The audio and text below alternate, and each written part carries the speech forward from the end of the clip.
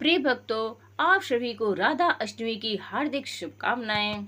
शौनक जी कहते हैं कि हे अति बुद्धिमान सूत जी, किस कर्म के कारण मनुष्य उस भवसागर को पार करके गौलोक में जाता है जिसे पार करना बहुत कठिन है। और हे सूत जी, राधा अष्टमी तथा उसके उत्तम महात्म्य के विषय में बताइए। सूत जी कहते हैं, हे ब्राह्मण श्रेष्ठ, पूर्व काल में नारद जी ने ब्रह्मा जी से यही प्रश्न पूछा था। मैं आपको वही कथा सुनाता हूँ। नारद जी ने कहा, हे पितामह, हे परम बुद्धिमान, हे समस्त पवित्र शास्त्रों के ज्ञाताओं में श्रेष्ठ, मुझे राधा अष्टमी के विषय में बताइए। हे प्रभु, इसका धार्मिक फल क्या है? प्राचीन काल में इसका व्रत किसने किया था? जो मनुष्य राधा अष्टमी का व्रत नहीं करते उन्हें क्या पाप लगता है? व्रत का पालन किस प्रकार किया जाता है? मुझे आदिकाल से लेकर अब तक वह सब बताइए जिससे राधा जी का जन्म हुआ था। ब्रह्मा जी कहते हैं, हे नारद, भगवान विष्णु जी के अतिरिक्त अन्य कोई भी इसका पुण्य फल नहीं बता सकता है। ब्रह्मा जी के कहने का अर्थ यह है कि यह पुण्य फल है, इसे भगवान विष्णु ही बता सकते हैं। इस सृष्टि में और कोई इसके योग्य नहीं है। इसे बताने में करोड़ों योनियों से अर्जित किया हुआ ब्रह्म हत्या जैसा पाप भक्ति पूर्वक व्रत करने से क्षण भर में नष्ट हो जाता है। 1000 एकादशियों का व्रत करने से जो फल मिलता है उससे राधा अष्टमी का धार्मिक पुण्य 100 गुना अधिक है। जो पुण्य 1000 कुंवारियों के विवाह से प्राप्त होता है, यानी 1000 कन्यादान करने से जो पुण्य फल मिलता है, वह राधा अष्टमी का व्रत एक बार करने से मिल जाता है। अगर पापी मनुष्य भी इस व्रत को भोग पूर्वक या भक्ति पूर्वक करता है, वह भी अपने 1 करोड़ परिवार के सदस्यों के साथ भगवान विष्णु के स्वर्ग में जाता है। ब्रह्मा जी नारद जी से कहते हैं, हे नारद, सतयुग में पूर्व काल में एक उत्तम अत्यंत सुंदरी स्त्री थी, जिसकी आंखें हिरणी के समान थी, जिसका रूप मनमोहक था। उसका नाम लीलावती था। उसने बड़े भारी पाप किए थे। एक बार वह धन की लालसा में अपने नगर से निकलकर दूसरे नगर में चली गई। वहां उसने एक सुंदर मंदिर में बहुत से बुद्धिमान व्यक्तियों को राधा अष्टमी व्रत का पालन करते हुए देखा। वे लोग राधा की उत्तम मूर्ति की चंदन, पुष्प, धूप, दीप, वस्त्र और नाना प्रकार के फलों से भक्ति पूर्वक पूजा कर रहे थे। कुछ लोग गा रहे थे, नाच रहे थे, उत्तम स्तुति का पाठ कर रहे थे। कुछ लोग आनंद पूर्वक बीड़ा बजा रहे थे और ढोल बजा रहे थे। उन्हें इस प्रकार देखकर वह कौतूहल से भरकर उनके पास गए और उनसे विनम्रता पूर्वक पूछा। उसने कहा कि हे धर्मात्मा, आप लोग आनंद से भरकर क्या कर रहे हैं? पुण्य आत्माओं, मुझे बतलाओ। व्रत के पालन में तत्पर तथा दूसरों का उपकार करने में रुचि रखने वाले भक्तजन बोले कि आज वह अष्टमी आ गई है, जिस दिन राधा जी का जन्म हुआ था, अर्थात शुक्ल पक्ष की अष्टमी तिथि। हम लोग इसे सावधानी से कर रहे हैं। इस प्रकार किया जाने वाला यह अष्टमी व्रत मनुष्य के पापों को शीघ्र ही नष्ट कर देता है। जैसे गौ हत्या, चोरी, ब्राह्मण हत्या, पर स्त्री गमन, गुरु का अपमान, पत्नी का अपमान आदि पाप जो हो गए हैं, वह राधा अष्टमी के व्रत से नष्ट हो जाते हैं। उन भक्तों के वचन सुनकर और बार बार यह सोचकर कि मैं सब पापों को नष्ट करने वाले इस व्रत को करूंगी, उसने व्रत करने वालों के साथ वही उस उत्तम व्रत का पालन किया। समय आने पर वह पतिव्रता स्त्री सर्व के डसने से मर गई। तब यमराज की आज्ञा से पास और हथौड़े से लेकर यम के दूत वहां आए और उसे बहुत कष्ट देकर बांध दिया। तब उन्होंने उसे यमलोक ले जाने का निश्चय किया। तब शंख और गदा धारण किए हुए भगवान विष्णु के दूत वहां आए। वे अपने साथ सोने का बना हुआ शुभ विमान लाए थे, जिसमें राजसी हंस जुड़े हुए थे। उन्होंने चक्रों के किनारों से पाश को तुरंत काटकर उस पाप रहित स्त्री को रथ में बुला लिया। वे उसे विष्णु जी के मनोहर नगर गोलोक में ले गए, जहाँ व्रत की अनुकूलता के कारण वह भगवान श्री कृष्ण और राधा रानी के साथ रहने लगी। हे नारद, जो मूर्ख मनुष्य राधा अष्टमी का व्रत नहीं करता, उसे सैकड़ों करोड़ों कल्पों तक भी नरक से मुक्ति नहीं मिलती। जो भी स्त्रियां राधा अष्टमी के इस व्रत को नहीं करती, वे अंत में यम के नगर में जाती हैं और दीर्घ काल तक नरक में पड़ी रहती हैं। यदि संयोग से उन्हें पृथ्वी पर जन्म मिल भी जाए, तो वे अवश्य ही विधवा हो जाती हैं। हे नारद, एक बार यह पृथ्वी दुष्टों के समूहों से आक्रांत हो गई थी। वह अत्यंत असहाय होकर गाय बन गई और मेरे पास रोती हुई आई थी और उसने मुझसे अपना दुख कहा। उनके वचन सुनकर मैं भगवान कृष्ण के समीप गया। मैंने तुरंत ही भगवान कृष्ण को उनके दुख की तीव्रता बताई। उन्होंने मुझसे कहा कि हे ब्रह्मा, तुम देवताओं के साथ पृथ्वी पर जाओ, तत्पश्चात मैं भी अपने सेवकों के साथ वहां आऊंगा। यह सुनकर मैं देवताओं के साथ पृथ्वी पर आया। तब भगवान कृष्ण ने अपने प्राणों से भी प्रिय राधा जी से कहा, हे देवी, मैं पृथ्वी का भार हरने के लिए पृथ्वी पर जा रहा हूँ, तुम भी पृथ्वी पर आओ। यह सुनकर राधा भी पृथ्वी पर चली आई। वहाँ राधिका भाद्रपद माह के शुक्ल पक्ष की अष्टमी तिथि को वृषभानु की यज्ञ भूमि पर दिन के समय उत्पन्न हुई।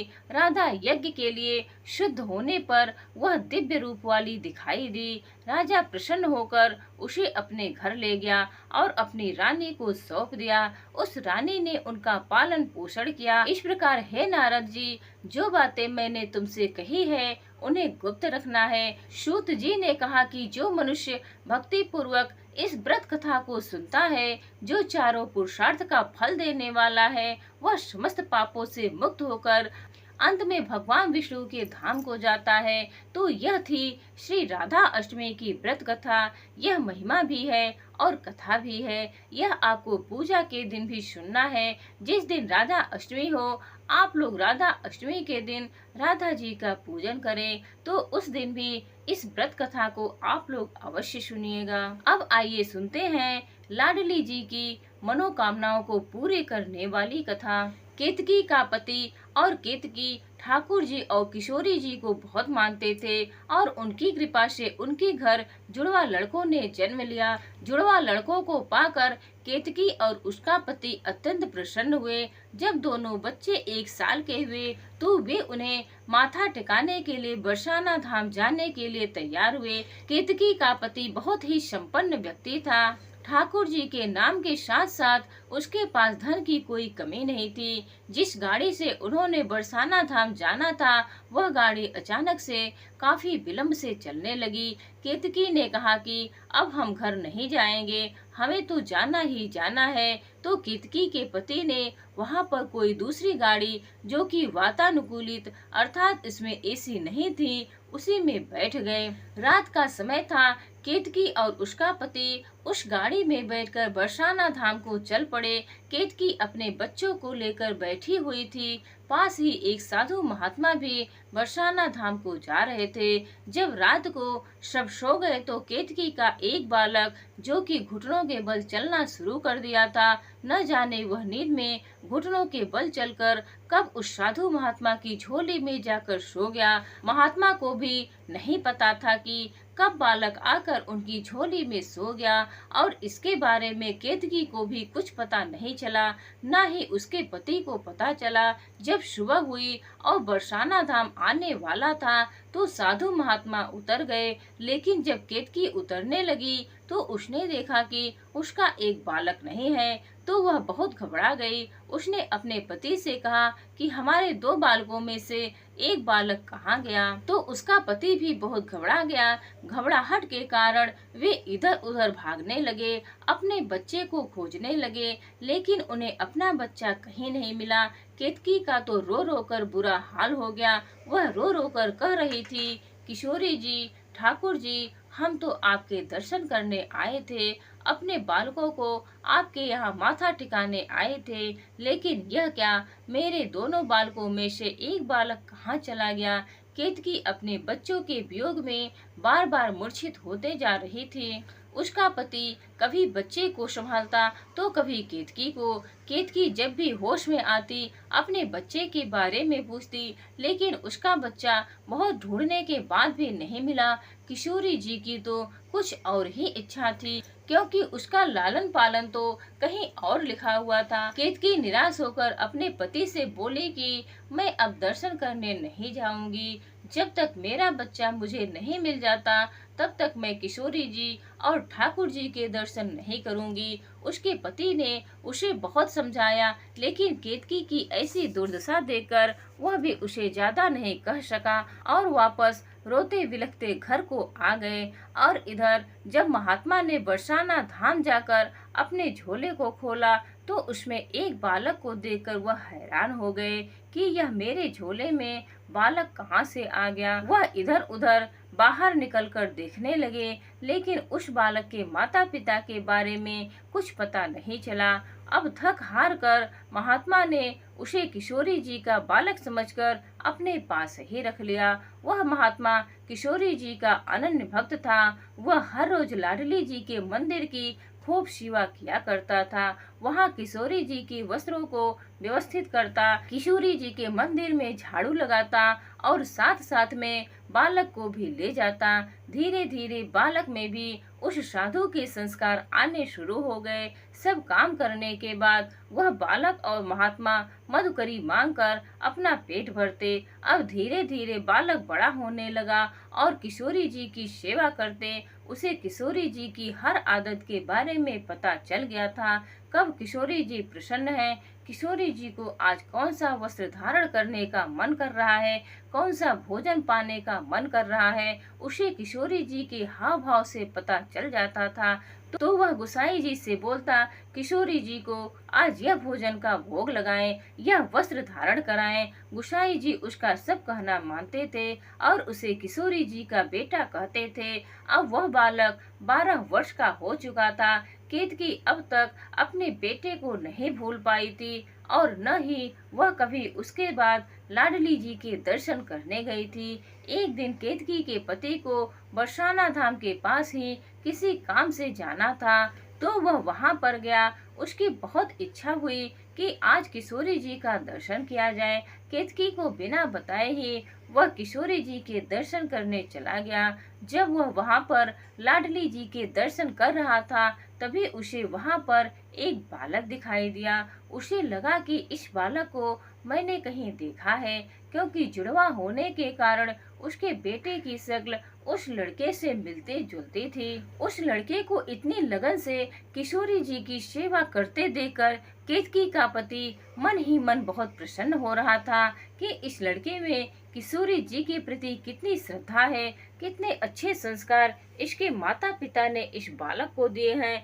तभी वहां पर वही महात्मा आकर उस बालक को बोले, चलो बेटा, मधुकरी का समय हो गया है, चलो मांग कर लाते हैं। केतकी के पति ने देखा कि क्या यह लड़का इस साधु महात्मा का बेटा है। वह जाकर उस साधु महात्मा से बोला, बाबा, क्या यह आपका बालक है? आपने इसको कितने अच्छे संस्कार दिए हैं। बाबा ने केतकी के पति को झुककर राधे राधे कहा और कहा कि मैं इसका पिता नहीं हूँ, इसके माता पिता तो किशोरी जी और लाल जी हैं। मैं तो सिर्फ इसका नाम का बाबा हूँ। इसे किशोरी जी ने मेरी झोली में डाला था। केतकी का पति बोला, मैं कुछ समझा नहीं बाबा। महात्मा जी बोले, मैं लाडली जी के प्रांगण में खड़ा हूँ, इसीलिए झूठ नहीं बोलूंगा। उसने बताया कि कैसे उसे बालक गाड़ी में से उसकी झोली में मिला था। केतकी का पति यह सुनकर हैरान हो गया। उसने महात्मा जी से कहा, आप कृपा करके सब कुछ विस्तार से बताइए। बाबा ने बताया कि आज से 12 वर्ष पहले कैसे यह बालक उन्हें मिला था। तब यह बालक 1 साल का था। यह बात सुनकर केतकी का पति काफी देर चुप रहा। उसे कुछ सूझ नहीं रहा था। वह कभी बालक को देखता तो कभी साधु महात्मा को और कभी किशोरी जी की तरफ देखता। यह कैसी लीला है। किशोरी जी, एक दिन ऐसा था कि आपने हमारा बालक हमसे छीन लिया था और आज इतने वर्षों बाद इस रूप में मेरा बालक मेरे सामने आएगा, यह तो मैंने सोचा भी नहीं था। उसने बाबा को बताया कि उस समय वह और उसकी पत्नी उस गाड़ी में सफर कर रहे थे। तभी उनका एक बालक गुम हो गया था। तब से उसकी पत्नी का बहुत बुरा हाल है। महात्मा जी ने कहा, यह किशोरी जी की लीला है, किसको कहाँ पलना है यह तो वही जाने। केतकी का पति झोली फैलाकर उस बाबा के चरणों में पड़ गया और कहने लगा, कृपया मेरा बालक मुझे वापस दे दो बाबा। मेरी पत्नी इसका इंतजार करते करते बहुत बीमार हो गई है। महात्मा जी ने कहा, यह मेरा बालक नहीं है, यह तो किशोरी जी का बच्चा है। आप लाडली जी से आज्ञा लेकर इसे ले जा सकते हैं। उस बालक को जब पता चला कि मैं इस महात्मा का नहीं बल्कि जो व्यक्ति सामने खड़ा है उनका बालक हूँ, तो उसे विश्वास ही नहीं हुआ। जब महात्मा ने उसे दोबारा कहा कि यह तुम्हारे पिताजी हैं, आज से तुम इनके साथ रहोगे, तो वह एकदम से अपनी जगह से थोड़ा पीछे हटता हुआ बोला, नहीं नहीं बाबा, मैं लाडली जी और आपको छोड़कर कहीं नहीं जाऊंगा। लेकिन महात्मा ने कहा, बेटा, तुम्हारी जन्म देने वाली माता तुम्हारा इंतजार कर रही है। उस बालक को महात्मा ने इतने अच्छे संस्कार दिए थे कि वे अपने पिताजी और माता की व्यथा को सुनकर उसका मन पसीज गया। किशोरी जी की आज्ञा लेकर वह अपने पिता के साथ अपने घर चला गया। अपने खोए बेटे को अपने सामने पाकर केतकी को विश्वास ही नहीं हो रहा था। जब उसके पति ने उसे विश्वास दिलाया कि यह हमारा ही बेटा है और कैसे वह महात्मा के झोले में चला गया था, तो फिर केतकी ने अपने बेटे को बहुत प्यार किया। अब उसका बेटा वहीं रहने लगा, लेकिन उसका मन तो किशोरी जी के चरणों में लगा हुआ था। उसका यहाँ पर रहना बहुत मुश्किल हो रहा था। उसे बाबा और किशोरी जी की बहुत याद आ रही थी, लेकिन वह अपने माता पिता को भी दुखी नहीं करना चाहता था। अब उसके पिता ने उसे पढ़ने के लिए स्कूल में दाखिल करवा दिया, लेकिन पढ़ाई में उसका बिल्कुल ध्यान नहीं लगता था। जब भी वह कभी अपनी कॉपी किताबों को खोलता तो उसे बस किशोरी जी और ठाकुर जी कभी नृत्य करते नजर आते तो कभी निकुंज में विहार करते नजर आते। वह अपनी किताबों को देख देख कर आंसू बहाता रहता, लेकिन किसी को पता नहीं लगने देता। परीक्षा के दिनों में जब भी वह परीक्षा देता तो उसे कुछ नहीं समझ आता था वह क्या लिख रहा है। उसे तो बस हर जगह किशोरी जी ही नजर आती। उसकी आंखों से आंसू बहते जाते, आंसुओं से न जाने क्या लिखा जाता कि वह हर कक्षा में पास हो जाता। अपने माता पिता के घर आने के बावजूद भी वह अपने कमरे में नियम से सुबह 4 बजे उठकर किशोरी जी का ध्यान करता और मानसिक रूप से किशोरी जी के प्रांगण की सौम्य सेवा करता। किशोरी जी के वस्त्रों को व्यवस्थित करके रखता, किशोरी जी को स्नान करवाता, किशोरी जी को नए वस्त्र धारण करवाता, उनकी इत्र सेवा करता। इत्र सेवा करने के बाद उनके हाथों पर लगा हुआ इत्र वह अपने वस्त्रों से पोंछ लेता था। वह किशोरी जी की मानसिक रूप से सेवा करता, लेकिन जब उसका ध्यान टूटता तो सचमुच उसके वस्त्रों में से किशोरी जी के इत्र की सुगंध आ रही होती थी, लेकिन उसने कभी भी इसके बारे में किसी को कुछ नहीं बताया था। उसके माता पिता कई बार पूछते कि बेटा, तुम्हारे वस्त्रों में से कैसी सुगंध आती है, लेकिन वह मौन रहता, कुछ नहीं बोलता। केतकी अपने दोनों बेटों को पाकर बहुत खुश थी। अब वह चाहती थी कि वह जाकर किशोरी जी का धन्यवाद करके आए। एक दिन उसने अपने पति से कहा, चलो बरसाना धाम चलते हैं, तो उसके पति ने जल्दी से हामी भर दी। केतकी अपने दोनों बेटों को लेकर बरसाना धाम गई। बरसाना धाम पहुंचने पर जब वह निज महल में पहुंचे तो वहां के गुसाई भागे भागे उस लड़के के पास आए और बोले, लल्ला, जब से तुम गए हो किशोरी जी के मुख पर अजीब सी उदासी है। आज तुम्हारे आते ही देखो किशोरी जी का चेहरा कितनी अच्छी मुस्कान कर रहा है। आज तो किशोरी जी को प्रसन्न देखकर लाल जी भी कितने प्रसन्न हैं। तभी वहां पर महात्मा जी भी आ गए और उस बालक को अपने गले से लगाकर बोले, अरे बेटा, जब से तुम गए हो तब से किशोरी जी रोज मेरे सपने में आती हैं और मुझे रोज ताना देती हैं कि मेरे बालक को कहाँ भेज दिया। यह सुनकर केतकी और उसके पति एकदम से हैरान हो गए। तभी गुसाई जी ने उस बालक को बताया कि जो तुम रोज सेवा करते थे, न जाने किशोरी जी की वह सेवा हर रोज कैसे अपने आप ही हो जाती थी। उनके कपड़े हमें बिल्कुल सही ढंग से व्यवस्थित रूप से पड़े मिलते थे, उनके कपड़े धुले हुए मिलते थे। न जाने तुम्हारी कमी कौन पूरा कर जाता था। वह बालक एकदम से हैरान हो गया कि क्या मेरी मानसिक रूप से की गई सेवा भी किशोरी जी ने स्वीकार की। केतकी और उसके पति ने देखा कि वास्तव में आज किशोरी जी और लाल जी अति प्रसन्न मुद्रा में उसके बेटे को निहार रहे हैं। ऐसा लग रहा था जैसे वे बाहें फैलाकर उसे गले लगाना चाहते हैं। किशोरी जी की ऐसी ममता अपने बेटे के प्रति देखकर केतकी की आंखों से अश्रुधारा बहने लगी। वह कहने लगी, मैं कितनी सौभाग्यशाली हूँ कि मेरे बेटे को किशोरी जी ने अपनाया है। मेरा बेटा जो मेरे पास केवल 1 साल रहा, मेरा उसके बिना रो रो कर बुरा हाल था, लेकिन यह तो किशोरी जी के पास 12 साल रहा है। किशोरी जी तो उसकी माँ बन चुकी हैं, तो किशोरी जी को भी इस बालक की याद तो आती ही होगी। उसने किशोरी जी के चरणों में जाकर उनसे क्षमा मांगी और कहा, हे लाडली जी, मुझे क्षमा कर दो। यह मेरा पुत्र नहीं, यह आपका ही पुत्र है। आज से यह आपकी सेवा में रहेगा। आप ही इसकी माता हैं। बस अपनी कृपा दृष्टि हम सब पर बनाए रखना। मैं धन्य हो गई कि आपने मेरे लाल को अपना लाला माना और उसे इतने अच्छे संस्कार दिए। आज किशोरी जी के प्रांगण में एक अजीब तरह की धूम थी। शायद किशोरी जी को अपना पुत्र वापस प्राप्ति की खुशी थी। आज हर तरह राधे राधे का जाप हो रहा था। आज केतकी भी खुश थी, वह बालक भी खुश था, लाडली जी भी खुश थी और चारों तरफ खुशी का माहौल था। जय हो मेरी ममतामयी करुणामयी लाडली जी सरकार। राधे राधे तो बोलना ही पड़ेगा। उम्मीद है आप सभी को ये वीडियो अच्छी लगी होगी। प्रेम से बोलिए राधे राधे।